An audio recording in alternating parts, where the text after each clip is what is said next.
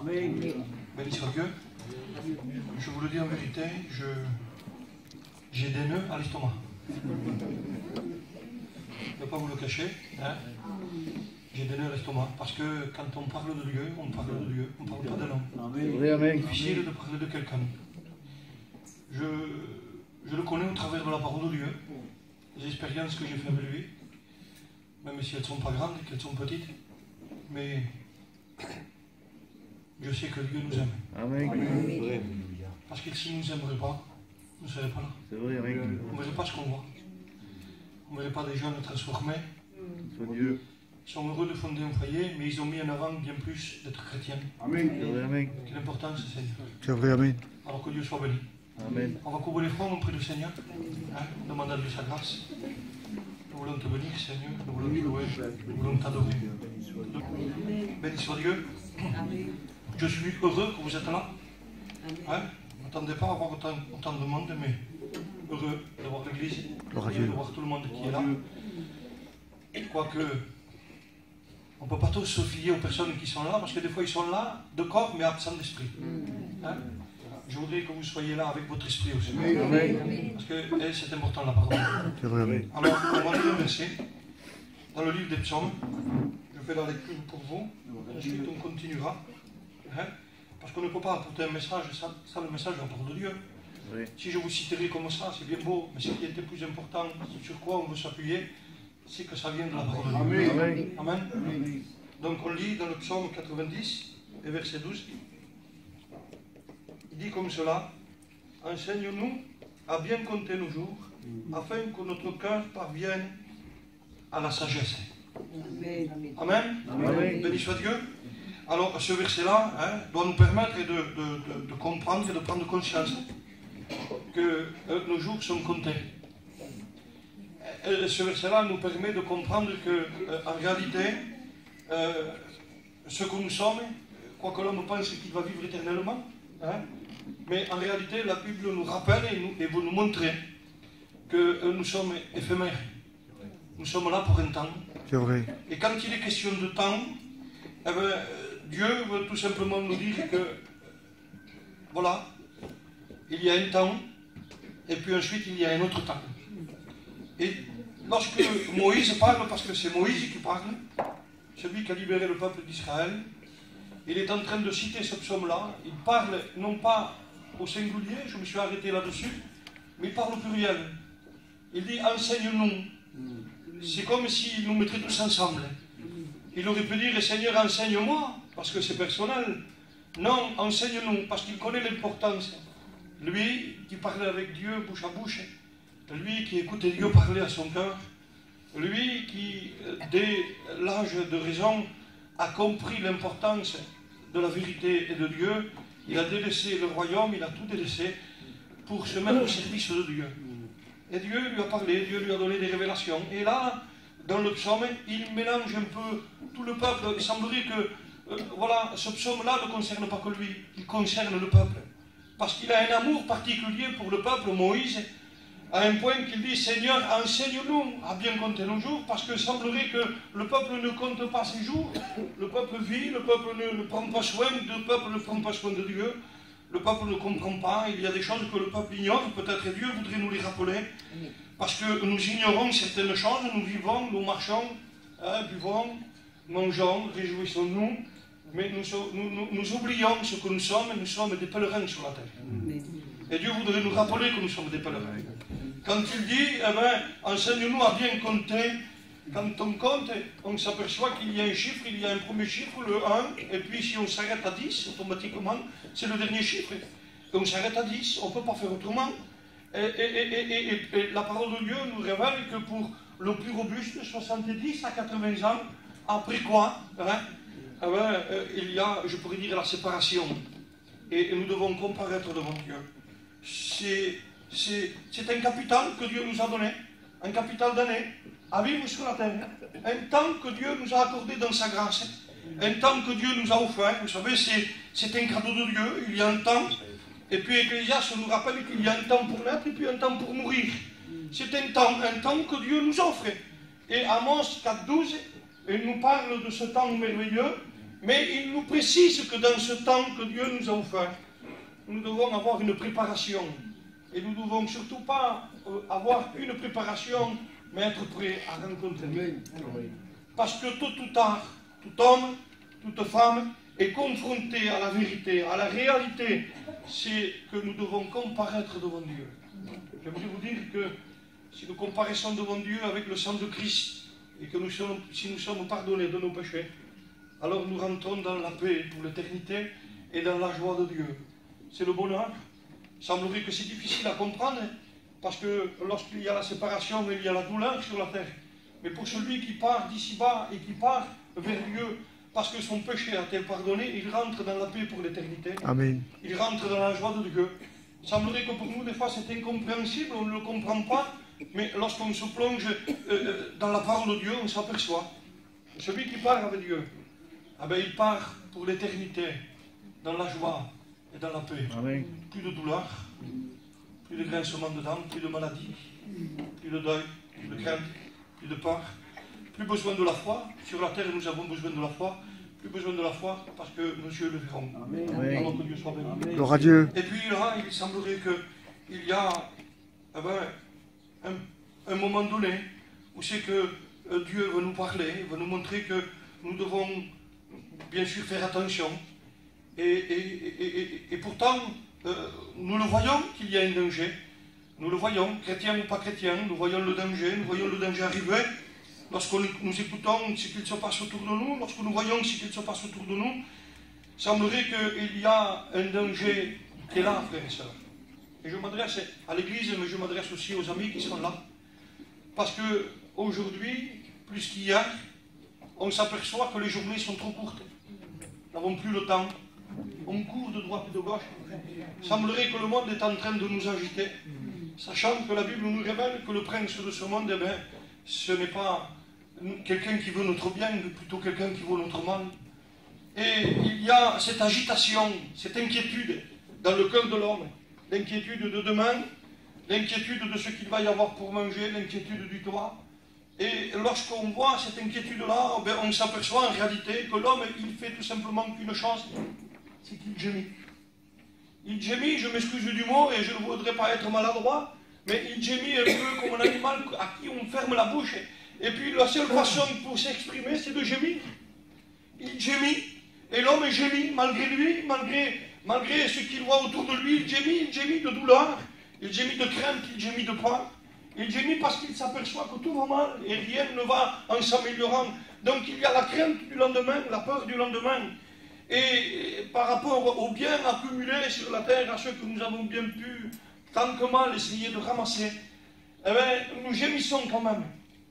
Que ce soit le riche ou le moins riche, nous l'écoutons gémir, en disant, il n'y a plus rien qui va. On ne travaille plus, on ne s'en sort plus. Que vont devenir nos enfants? Quel va être l'avenir pour eux? Qu'est-ce qui va se passer? Qu'est-ce qui va arriver? Et la parole de Dieu nous révèle un peu ce qui va arriver. La parole de Dieu est là pour nous montrer, justement, que nous vivons un temps merveilleux, un temps de gloire, un temps, je pourrais dire, d'encouragement, un temps qui nous est offert. Nous vivons ce temps merveilleux de la grâce que Dieu nous a offert. Amen. Le temps de rencontrer Jésus. Amen. Le temps de faire la paix avec Dieu. Le temps de dire, Seigneur, viens faire silence dans mon cœur. Et viens, Seigneur, m'empêcher d'être agité. Viens, Seigneur, me rassurer. Parce que ce que l'homme a besoin, c'est d'être rassuré. Amen. Je voudrais te rassurer ce soir. Mais je voudrais aussi te montrer que si tu ne fais pas la paix avec Dieu, eh ben, tu peux t'inquiéter. Tu as le droit de t'inquiéter. Regardez ce que dit la parole de Dieu dans l'épître de Jacques, au chapitre 5, verset 1. Il dit, à vous maintenant les riches, il dit, pleurez et gémissez à cause des malheurs qui viendront sur vous.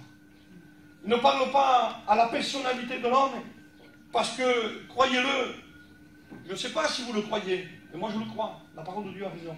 Amen. Elle a raison de dire pleurez et gémissez. Elle a raison de nous le dire. Parce que la douleur est tellement grande et elle va se faire sentir tellement plus grande que l'homme ne va faire tout simplement que gémir de douleur. Et la parole de Dieu est là pour nous avertir. Dieu ne parle pas à l'homme par rapport à la personnalité, mais il parle par rapport à l'argent. Parce que l'homme, de plus en plus, il se confie plus dans l'argent qu'en Dieu. Au lieu de se tourner vers Dieu, il se tourne vers l'argent. Vous connaissez ce texte de la parole de Dieu, dans l'évangile de Matthieu, où c'est que l'homme dit « Mon âme, réjouis-toi, parce qu'aujourd'hui tu as beaucoup de biens. J'abattrai mes greniers, des projets sont faits. » Mais Dieu lui rappelle « Insensé que tu es. Ne sais-tu pas que ton âme va te être redemandée? Insensé que tu es. » Et lui, son inquiétude, c'est l'argent. Son inquiétude, c'est bâtir. Son inquiétude, c'est agrandir. Son inquiétude, c'est que son compte en banque puisse grossir. Parce qu'il y a de l'inquiétude, parce que pour lui, il semblerait que c'est une sécurité. Mais qu'est-ce que dit la parole de Dieu? Que donnerait un homme en échange de sa vie? Que donnerait un homme? Il donnerait tous ses biens. Il donnerait tout ce qu'il possède. Il donnerait tout lorsqu'il se trouve devant la vérité. Je m'excuse du mot. Mais lorsqu'il se trouve devant la vérité de la personne qui fait trembler tous les hommes, qui se trouve dans la parole de Dieu, elle est appelée comme la reine des épouvantes. Elle est appelée la mort, celle qui vient et qui fait trembler homme, qui fait trembler femme. Il n'y a pas de roi, il n'y a pas de ministre, il n'y a pas de pauvre, il n'y a pas de riche. Elle ne fait pas de cadeaux. Et quand elle vient, elle n'envoie pas une carte de visite. Quand elle vient, elle fait trembler tout le monde. Les gens tremblent parce qu'ils ont peur de la séparation. Mais Dieu voudrait nous avertir ce soir. Amen. Dieu voudrait nous avertir. Je souhaite de tout mon cœur que Dieu puisse nous avertir. Amen. Amen. Habakkuk, au chapitre 2, verset 3, nous parle d'une prophétie. Et lorsqu'il parle de la prophétie, il dit que c'est une prophétie dont le temps est déjà fixé. Que vous le croyez ou non, il y a un temps de Dieu. Aujourd'hui, vous vivez le temps de la grâce. Vous vivez le temps du cadeau. Vous vivez le temps du bonheur, où vous pouvez rencontrer Jésus. Mais demain, vous vivrez un temps où c'est que Dieu ne pourra plus rien faire pour vous. C'est vous qui ferez pour être sauvé. C'est vous qui serez dans l'obligation. Laissez-moi vous dire que si aujourd'hui vous vous agitez, laissez-moi vous dire que vous allez vous agiter bien plus demain. Aujourd'hui, c'est difficile de rencontrer Dieu pour certains. Difficile. Ils disent que c'est dur. Je n'y arrive pas. Pourtant, tout est là pour rencontrer Dieu. L'Esprit de Dieu est là. L'Église est là. Tout est là. La grâce de Dieu est offerte. Tout est là. La porte est ouverte du ciel. La Bible dit dans l'évangile de Luc que pendant que Jésus priait, le ciel s'ouvrait. Le ciel est ouvert. Jésus a ouvert la porte. Il nous a ouvert une porte. Il a ouvert une route pour nous, pour que nous puissions rentrer dans la présence de Dieu. Nous avons tout, nous n'avons rien à faire. Il a dit un mot merveilleux à la croix. Il a dit tout est accompli. Amen. Tu n'as rien à accomplir. Tout est accompli. Ce que tu dois faire, c'est tout simplement faire ce que la parole de Dieu nous enseigne. C'est dans Matthieu 11 et au verset 28. Approchez-vous de moi, vous tous qui êtes fatigués, chargés, et moi, je vous donnerai du repos. Gloire à Dieu. Quel bonheur, Seigneur. Quelle joie. Tu m'offres tout, Seigneur. Tu m'as tout offert. Tu t'es offert pour moi sur la croix. Tu es descendu de ton ciel de gloire. Et puis tu es venu t'offrir en cadeau pour moi qui ne méritais rien. Moi, pécheur. Je m'excuse, frères et sœurs. Je ne veux pas être maladroit. Mais tout homme, quel homme n'a pas menti? Pour moi qui ment. Pour moi qui vis dans le péché. Pour moi qui vis dans la tromperie, pour moi qui pense qu'à moi, pour moi qui ne regarde que mon intérêt, toi, tu as regardé mon intérêt. Amen. Tu es descendu de ton ciel de gloire pour m'offrir le ciel. Amen. Bien plus que les richesses de la terre, tu m'offres le ciel. Tu m'offres le ciel. Le ciel m'est offert. Gloire à Dieu. C'est un cadeau. Aujourd'hui, dites-moi, qui vous a offert quelque chose? Hein? Quand on nous offre quelque chose, souvent derrière on nous en dit le prix. Ça nous a coûté cher, hein? Ça m'a coûté tant. Parce qu'on veut montrer que ça nous coûte. Dieu ne montre pas que ça nous coûte. Dieu nous montre son amour. Gloire à Dieu. Autant que ça lui a coûté. Mais lui, ce qu'il veut nous montrer, c'est son amour. Le plan divin de Dieu. Alors on va rentrer dans le plan divin de Dieu. Si vous voulez bien, on va rentrer dans le plan divin de Dieu. Hein? Les riches aujourd'hui, eh ben, c'est comme la parole de Dieu dit. C'est tout simplement pas moi qui te dis, c'est la parole de Dieu. C'est gémir, c'est quand il y a une douleur. Lorsqu'on se fait mal quelque part, ça ne vous est pas arrivé à vous? De vous blesser quelque part et de gémir de douleur? De gémir de douleur parce que ça fait mal? Parce que nous avons mal. Un petit bébé, lorsqu'il souffre, la seule façon qu'il a, c'est de pleurer. Il pleure parce qu'il y a la douleur. Il pleure parce qu'il y a le mal qui est là. Et j'aimerais te dire, ce qui est en l'intérieur de toi, ce qui ne t'appartient pas, c'est ton âme. Elle gémit de douleur. Parce que ce qu'elle voudrait, elle, c'est le remède qui lui permet de soigner cette douleur. Le seul remède qui permet de soigner cette douleur, c'est Jésus. Amen. Il n'y a pas d'autre remède. L'homme essaye de lui donner un peu bien tout ce qu'il peut avoir. Une voiture, un compte en banque, une maison, un terrain, un camping, peu importe, un salon, une salle à manger, ce que tu veux. Ce que tu veux, il essaye d'offrir même à ses enfants. Il offre à ses enfants, tiens, je te donne ceci, tiens, tu pourras t'acheter cela. Semblerait qu'il s'offre un plaisir. Mais son âme, en réalité, n'a pas besoin de tout ça. Elle a besoin de la présence de Dieu. Amen. Parce que l'âme appartient à Dieu. Et l'âme doit retourner vers Dieu. Et que Dieu fasse que quand elle retournera vers Dieu, elle fait la paix avec Dieu. Parce qu'aujourd'hui, c'est le aujourd'hui de Dieu. Amen. Mais demain c'est le danger de Dieu. Et je voudrais rentrer dans le demain. Je voudrais rentrer dans ce que la parole de Dieu nous dit. Parce que Dieu, la Bible nous dit dans le livre des Nombres, que Dieu n'est pas un homme pour mentir, ni un fils de l'homme pour se repentir. Amen. Ce qu'il a dit, Amen. il l'accomplira. Amen. Que vous le vouliez ou pas. Même si vous y dites, vous, Seigneur, tu vois, maintenant je voudrais bien venir. Dieu vous dira, tu n'es pas venu au moment favorable. Il s'est tourné vers Jérusalem et il lui a dit simplement que c'est bon là, Jésus. Tu n'as pas connu le temps où je suis venu te visiter. C'est dommage. Oui, oui. Que tu ne connais pas le temps où c'est que Jésus vient te visiter. Parce que tu ne peux pas dire que Dieu n'est pas venu te visiter. Parce que Dieu, dans sa grâce, est venu te visiter. Il t'a offert, il t'a donné, il t'a averti, il t'a montré autour de toi. Regarde un peu autour de toi, ouvre les yeux. Je n'ai pas besoin d'ouvrir la parole de Dieu. Quoique sans la parole de Dieu, on ne peut pas. Mais ouvre les yeux et regarde. Les personnes qui sont délivrées de la drogue, de l'alcool, qui se sont tournés vers Dieu, des gens de ta maison, des gens qui étaient chez toi, des gens qui vivaient dans le tourment, des gens qui vivaient dans la crainte, dans la peur, et aujourd'hui, ils sont consolés, ils ont la paix. Amen. Ils marchent avec Dieu. Mais toi, ce que tu regardes, ben, c'est bien un peu ta vie. Mais Dieu voudrait que tu regardes à l'avenir. Parce que demain, ça t'appartient, peut-être tu ne fais pas attention. Toi, tu fais attention à aujourd'hui. Mais demain, ça t'appartient aussi. C'est toi. C'est pas quelqu'un d'autre qui va souffrir à ta place. C'est toi. C'est pas moi. Si je pourrais souffrir pour mon fils quand il a mal, je souffrirais. Si ma fille se fait mal et que je pourrais avoir moi la douleur à sa place pour qu'elle, elle n'ait pas la douleur, vous ne le feriez pas? Vous le feriez. Mais aujourd'hui, Jésus le fait. Amen. Et demain, il ne pourra plus le faire. Aujourd'hui, Jésus vient pour prendre nos douleurs. La Bible dit qu'il a été crucifié à la croix, que son sang a coulé pour nous pardonner de tous nos péchés, mais que ces meurtrissures, au travers de ces meurtrissures, nous pouvons recevoir la guérison. Amen. Des personnes pourraient témoigner de la guérison de Dieu. Amen. Chrétien ou pas. Parce que Dieu, dans son amour, offre la guérison à celui qui la demande. Lorsque quelqu'un est malade et qu'il se tourne vers Dieu, la Bible le dit, c'est pas moi qui le dis. Quand un malheureux crie, l'Éternel l'entend et le délivre de toutes ses détresses. Dieu, dans toute sa grâce, dans tout son amour, dans toute sa bonté, est capable de te faire un cadeau que tu ne mérites pas. Heureusement que c'est Dieu, parce que si ça serait un homme, on marcherait par rapport au jugement, et on dirait lui, il ne mérite rien, on n'y donne pas. Mais Dieu, dans son amour, il veut te le donner, parce qu'il veut que toi, tu puisses dire un jour, Seigneur, tu m'as offert quelque chose, je te demande pardon. Amen. Pardon, Seigneur, parce que tu m'as offert quelque chose. Et Dieu nous a offert. Il nous a offert la parole de Dieu. Et le temps vient où l'argent, frères et sœurs, où l'inquiétude de l'argent, parce que l'homme aujourd'hui est dirigé que par l'argent. Il ne vit que pour l'argent. Il ne pense que par l'argent. Son inquiétude, c'est l'argent. C'est pour demain. Il semblerait que pour lui, l'argent est un avenir. J'aimerais te dire qu'un avenir sans Dieu n'est pas un avenir.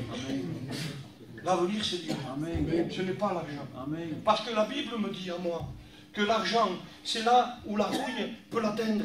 C'est là où l'argent est inutile. Parce que lorsque nous passons de l'autre côté, l'argent ne sert plus à rien. L'argent est inutile. Les pharaons, eux, lorsqu'ils faisaient faire des pyramides, lorsqu'ils se faisaient faire un tombeau, ils mettaient de l'argent pour l'au-delà. Ils croyaient que cela pouvait leur servir. Mais en réalité, cela ne sert à rien. Parce que la Bible me dit qu'il n'y a que deux endroits où passer l'éternité. Ou loin de Dieu, ou près de Dieu. Et Dieu nous offre dans cette journée, dans cette soirée, à la réunion, ce soir, Dieu voudrait t'offrir quelque chose de merveilleux. C'est le salut, c'est l'éternité de Dieu, auprès de Dieu, dans la paix et pour l'éternité.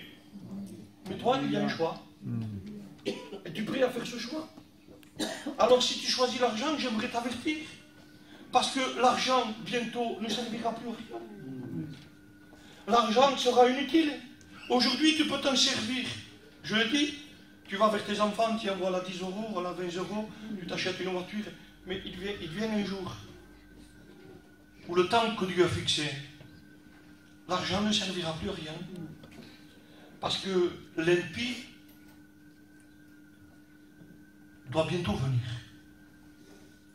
Et la Bible nous montre que l'impie, qu'on appelle l'antichrist, en grec, ça veut dire contre Christ. Comprenez bien que s'il est contre Christ, il est contre nous. Parce que Dieu est pour nous. Amen. Jésus est pour nous. Amen. Jésus veut dire sauveur. Le sauveur est venu pour nous sauver. L'antichrist est venu, vient pour nous perdre. L'antichrist est la colère de Dieu. Que vous le vouliez ou que vous ne le vouliez pas, on pourrait dire, mais Dieu est amour. C'est vrai. Dieu est amour. Pas de problème. Mais Dieu est saint aussi. Il y a la sainteté de Dieu. Dieu un jour a dit à Moïse, tu feras venir tout le peuple et tu diras au peuple, surtout de ne pas toucher la montagne, parce que je suis saint. Amen. Et celui qui touchera la montagne mourra, parce qu'il n'est pas saint. Mais Dieu a fait une promesse, et cette promesse est accomplie. Vous serez saints, parce que je suis saint. Aujourd'hui, nous avons accès à la sainteté. Quel dommage de le refuser. Quel dommage de refuser cette sainteté que Dieu vous a donnée. Il te donne l'occasion de t'approcher de la montagne de Dieu. Il te donne l'occasion de monter sur la montagne de Dieu et de parler avec Dieu. Il te donne l'occasion d'être averti, d'être enseigné. Il te donne l'occasion de comprendre la vérité. La vérité, c'est que sans Dieu, tu es perdu. La vérité, c'est que sans Dieu, tu pars dans le séjour des morts. Là où il y a, je pourrais dire, la douleur et les grincements de dents. Là où même les démons ont peur. Ont peur d'y aller.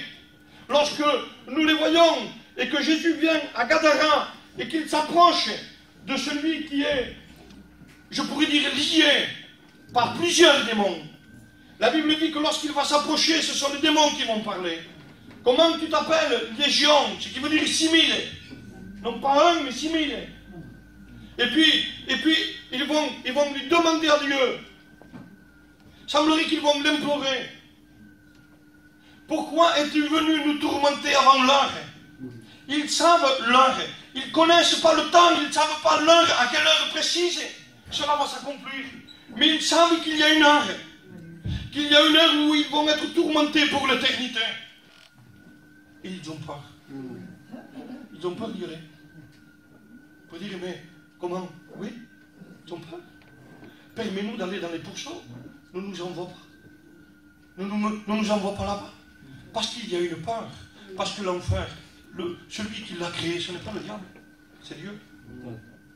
Dieu a créé l'enfer pour le diable et ses démons. Ce que le diable veut, c'est entraîner une multitude d'hommes avec lui. Parce que la Bible nous dit qu'il est armé d'une grande colère, sachant qu'il a peu de temps.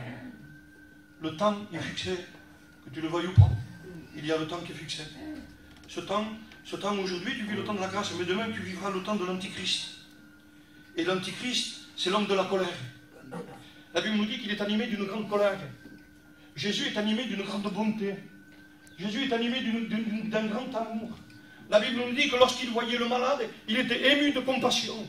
La compassion de Dieu se faisait ressentir, se faisait voir, se faisait sentir. Lorsque quelqu'un venait, il était ému de compassion. Son désir à lui, c'était d'offrir à celui qui demandait. Son désir à lui, c'était d'offrir à celui qui voulait recevoir. Le désir de Dieu aujourd'hui, la réunion, elle est pour toi. C'est que Dieu voudrait t'offrir ce que tu as besoin. Amen. Mais laissez-moi te dire que l'homme de la colère, et c'est la parole de Dieu qui le dit dans le livre des psaumes, que le gentil donne sans rien de redemander, et que le méchant, il prend et il donne rien en retour. Ce qu'il veut, c'est prendre. Ce qu'il veut, c'est prendre. Il veut t'enlever, il veut prendre. Il veut te prendre ce que Dieu t'a donné, ce que Dieu t'a donné de précieux. Il veut prendre ce que Dieu t'a offert. Il ne voudrait pas que tu puisses rencontrer le Seigneur. Son désir à lui, c'est que tu partes avec lui pour l'éternité. On le dit, nous. Qu'est-ce qu'on dit? Vous connaissez ce dicton? Un perdu, il est là pour nous entraîner. Un noyé entraîne un autre noyé. C'est vrai? Hein? Ben lui, il est perdu pour l'éternité. Plus aucun moyen de rédemption pour lui. C'est fini. La Bible l'appelle le fils de la perdition. C'est fini. Pour lui, c'est fini. Comprenez bien que si pour lui c'est fini, il voudrait que pour nous, ce soit fini aussi. Il ne voudrait pas que toi, tu puisses rencontrer le Seigneur. Il voudrait que toi aussi, tu sois perdu. Alors, il y aura, je pourrais dire, ce système. Ce système dont tu ne pourras pas te passer. Aujourd'hui, tu peux t'en passer. Aujourd'hui, tu es libre de mettre la main dans ta poche et de te fouiller. Mais le temps vient où tu n'auras plus l'occasion de mettre la main dans la poche. Ça sera fini tout ça. Ça sera fini de mettre l'argent dans la poche. Ça sera fini d'aller au distributeur et de retirer de l'argent. Tu auras tout simplement un système qui sera mis en place par l'Antichrist. Un système qui sera mis en place par la vente. Un système qui sera mis en place par le diable. Ce sera un système mondial monétaire où c'est que l'homme ne pourra ni acheter ni vendre, tout simplement avec une puce qui sera mise à sa main ou sur son front. Et que tu le veuilles ou pas, ça sera le seul moyen pour toi, parce que c'est la Bible qui le dit. Ça sera le seul moyen pour toi d'acheter, de vendre. Tu ne pourras pas faire autrement. Il n'y aura pas d'autre solution. Aujourd'hui, tu as la solution, un chèque, la carte bleue, de l'argent.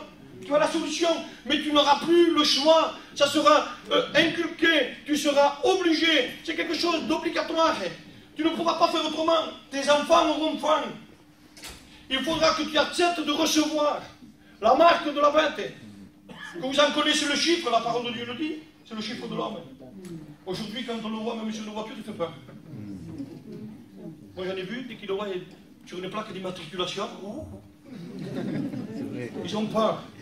Donc, si vous avez peur juste avec un chiffre, qu'est-ce que ça va être? Seigneur, je ne sais pas. Un film de peur à côté, c'est une comédie. C'est rien. Un film de peur, ça reste un film de peur. Lui, c'est pas un film de peur. Lui, c'est celui qui vient justement pour détruire. Il n'y aura pas d'autre système. Ça sera un système. Tu ne pourras pas, ça sera comme ça. C'est la Bible qui le dit. Mais que je bénis Dieu. Parce que Dieu nous avertit. Amen. Et Dieu ce soir voudrait nous avertir. Dieu voudrait te dire tout simplement qu'il y a des signes qui nous montrent qu'il est à la porte. Oh, il n'est pas là encore. Disons qu'il n'est pas encore en action. Je ne sais pas, hein. Je ne veux pas dire quelque chose qui n'est pas vrai. Je ne veux pas dire quelque chose que la Bible ne dit pas. Mais l'Antichrist, c'est un homme. Vous le savez. Je ne sais pas s'il est né déjà. Je ne sais pas s'il est en place dans le gouvernement. Je ne sais pas. Mais tout ce qui se passe autour de moi me montre que tout cela doit arriver. On pourrait dire tout simplement aux gens, allumez la télé et ayez peur.